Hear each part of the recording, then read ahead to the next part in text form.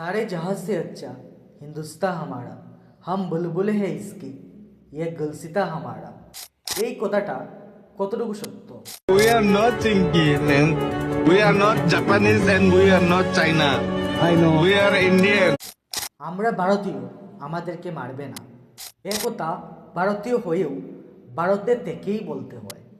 আর হত্যাকারী গুন্ডারা এই কথা কানে না নিয়ে বিএসএফ আর্মির ছেলে এঞ্জেল চাকমাকে কুপিয়ে হত্যা করল।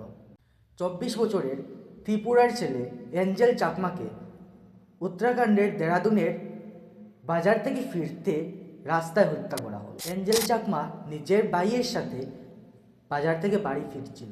দেরাদুনের রাস্তায় কিছু বাইক সহ গুন্ডারা এঞ্জেল চাকমাকে চাইনিজ, মোমো, চিংকি বলে বর্ণবাদী গালি দেওয়া শুরু করলো।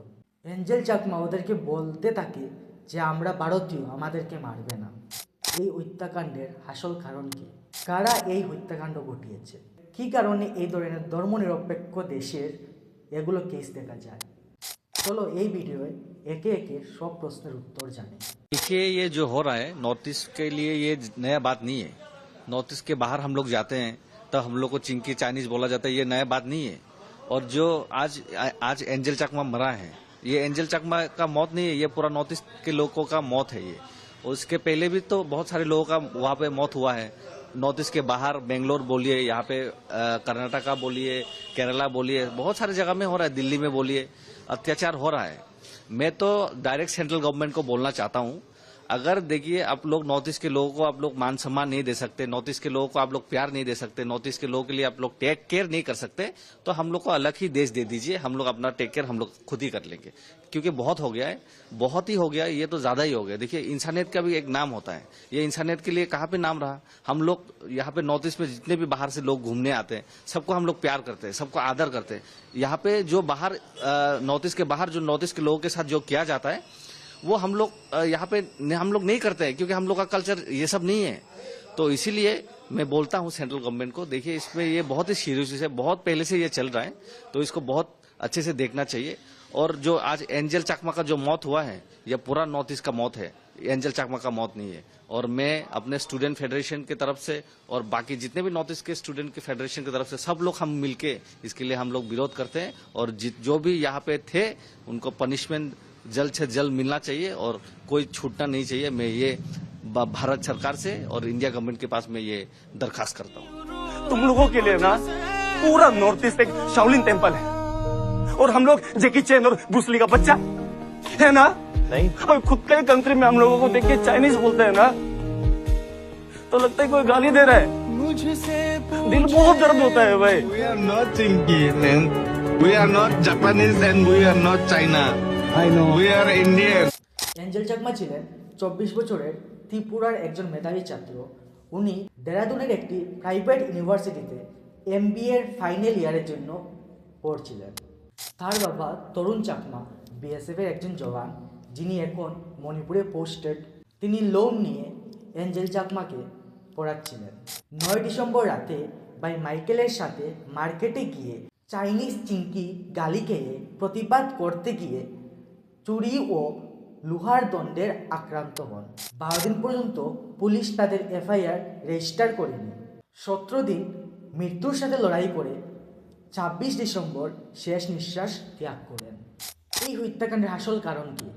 পরিবার ও ভাইয়ের বক্তব্য, বর্ণবাদী গালি যেমন চাইনিজ, চিংকি, মোমো, এইসব শুনে এঞ্জেল প্রতিবাদ করে আমি ইন্ডিয়ান, আমি চাইনিজ না বলায় মারামারি থেকে চুরি হামলা, গাড়, পিঠ ছিন্ন ভিন্ন হয়ে যায়। কারা এই হত্যাকাণ্ড ঘটিয়েছে? অভিযুক্ত 6 জন: অবিনাশ নেগি, সুরজ কাওয়াস, সুমিত কুমার, সুরিয়া, আয়ুষ বাদনী, ইয়োগিয়া আওয়াস্তি, যে এখন বর্তমানে পলাতক। বাকি 5 জনকে গ্রেফতার করা হয়েছে। ইয়োগিয়া আওয়াস্তি এখন কোথায় কেউ জানে না। আমার কথা হলো, সরকার কি করছে, দেশের প্রশাসন কি করছে? ওই ব্যক্তির একটি ফটো নিয়ে সোশ্যাল মিডিয়ায় আপলোড করে দিলেই তো হয়। যখন একটি 19 মিনিটের অশ্লীল ভিডিও 2 দিনের মধ্যেই ভাইরাল হতে পারে, তাহলে এই যে হত্যাকারী পলাতক, তার ফটো কেন ভাইরাল হবে না? আর যেই 5 জনকে গ্রেফতার করা হয়েছে, তাদের নিউজ চ্যানেলে যে ফটো দেওয়া হয়েছে, তাদের ফটোতে মুখের মধ্যে মাস্ক লাগানো। আরে ভাই, কি করবে ওদের? ওদেরকে মাস্ক পরিয়ে সেবা যত্ন করিয়ে জামাইয়াদর করবে নাকি? আর যদি ওই ইয়জ্ঞা আওয়াস্তি যে হত্যাকাণ্ডের আসল কারণ তাকে যখন পাওয়া হচ্ছে না, অন্য দেশে পালিয়ে যেতে পারে, তাহলে তাকে নেপালে কুচ করো না, বাংলাদেশে কুচ করো না। কিন্তু না, দেশের প্রশাসন যখন 12 দিন পর এফআইআর রেজিস্টার করতে পারে, তাহলে ওকে কিভাবে বুঝবে? আমার মতে ওই যে 5 জনকে গ্রেফতার করা হয়েছে, ওদেরকে হয়তো ফাঁসি দেওয়া হোক, না হয় যাবজ্জীবন ওদেরকে কারাদণ্ড দেওয়া হোক। ভারতীয়দের আসল দুশ্মন ভারতীয়রাই। যতদিন পর্যন্ত এই আনএডুকেটেড মানুষ ধর্ম নিয়ে লড়াই, জাতপাত নিয়ে লড়াই, বর্ণ নিয়ে লড়াই, চেহারা নিয়ে লড়াই থামাচ্ছে না, ততদিন পর্যন্ত এই দেশের উন্নতি হবে না। যেখানে নেপালের জেনজি ইয়োভা প্রোটেস্ট করতে পারে, বাংলাদেশের জেনজি ইয়োভা প্রোটেস্ট করতে পারে, সেখানে ভারতের এই জেনজি ইয়োভা নিজেদের মধ্যে ঐক্যবদ্ধ হয়ে থাকতে পারে না, প্রোটেস্ট কিভাবে করবে? নিজেদেরকেই একবার প্রশ্ন করে দেখুন, এই হিংস্রতার জন্ম কিভাবে হচ্ছে আমাদের মনে? ধর্ম যদি হিংসার জন্ম দেয়, বিবাদের জন্ম দেয়, অন্যায়ের প্রতি নিয়ে যায় আমাদের, তাহলে মনুষ্যত্বের কাছে সেই ধর্ম কবেই হেরে গিয়েছে। আচ্ছা বলুন তো, কি হলো তাদের এই ধর্ম নিয়ে লড়াই করে যে হত্যার রক্ত তাদের হাতে লাগালো? কত পরিচিত লোকের মুখে শুনেছি, ওরা মারছে তাহলে আমরাও মারবো। অবাক হয়ে যাচ্ছি। মৌলবাদকে বাড়তে দেবেন না আপনার অন্তরে, প্লিজ। ধর্ম পালন আর মৌলবাদ এক নয়। 2026-এ এসে এই ষোড়শ শতাব্দীর অন্ধকারে আর যেতে চাই না। কোনো ধর্মই বিবাদের সৃষ্টি করে না, সৃষ্টি করে এমন মানুষ যারা আনএডুকেটেড। প্রকৃত ভারতীয় হতে হলে হিন্দি স্পষ্ট হওয়া জরুরি নয়, দেশের প্রতি मोहब्बत থাকা জরুরি। और यदि किसी की हिंदी अगर वीक हो ना, तो वो कम इंडियन नहीं हो जाता। আশা করি আমার কথাটা আপনারা বুঝতে পেরেছেন। গণতন্ত্র জিন্দাবাদ, ভারতীয় একতা জিন্দাবাদ। জয় হিন্দ।